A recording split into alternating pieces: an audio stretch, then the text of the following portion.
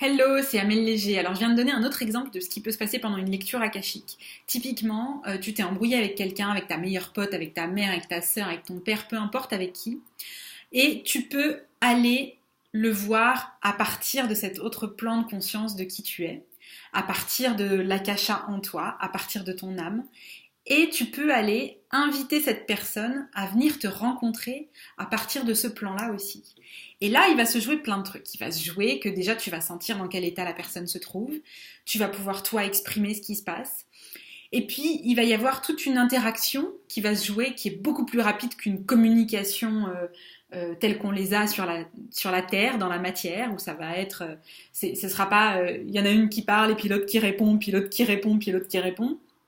Ce sera beaucoup plus intuitif et beaucoup plus fluide en fait, parce que à partir du moment où tu laisseras venir la personne qui a des trucs à te dire ou avec laquelle t'as des choses à aller regarder, eh ben tu vas automatiquement sentir en fait l'état dans lequel elle se sent, si elle a des trucs à te raconter, si elle a des choses qui sont difficiles pour elle. Donc tu vas automatiquement pouvoir lui répondre à partir de ton âme, toi aussi. Tu répondras pas à partir de ton mental et de tes croyances et de mais oui, mais alors, mais du coup, mais c'est pas juste. Tu seras vraiment dans un autre espace de toi finalement, et tu vas pouvoir être dans l'accueil de ce qu'elle vit et lui répondre par rapport aussi à toi et à ce qui se joue dans les profondeurs de ton être par rapport à cette personne. Et du coup, très rapidement, en fait, la situation peut s'apaiser, s'éclaircir. Les deux personnes se sentent souvent beaucoup mieux. Et puis, cerise sur le gâteau, et évidemment, c'est aussi ce qu'on cherche, dans la matière, ça a des répercussions. Et ça n'a pas juste des petites répercussions dans le sens où la personne arrête d'être en colère après toi ou je ne sais quoi. C'est que vraiment, la dynamique de la relation est complètement modifiée. Quelqu'un qui s'était engueulé avec sa mère ou quelqu'un qui avait une difficulté récurrente avec sa mère, par exemple, j'ai des quantités d'exemples, donc du coup, j'en choisis pas un en particulier, mais plusieurs.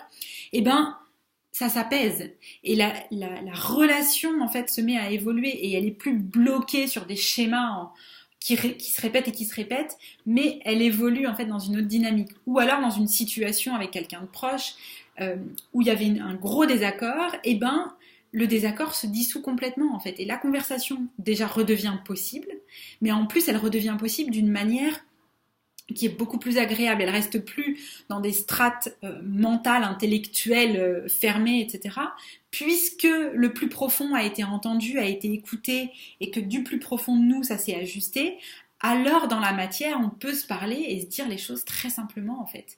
Et reconnaître ses erreurs si c'est le cas, reconnaître qu'on a été un peu fermé, ou accueillir l'autre dans ses difficultés, au lieu de voilà, fermer. Voilà, donc c'est des beaux échanges qui se transforment et qui font du bien parce qu'en fait, on n'aime pas être fâché avec qui que ce soit, on n'aime pas ne pas se sentir bien par rapport aux gens qu'on aime. Et voilà, je trouve que ça vaut vraiment le coup d'envisager l'akasha aussi pour ça. C'est pas juste un endroit où on va pour aller réparer ou pour aller avoir des informations pour sa vie.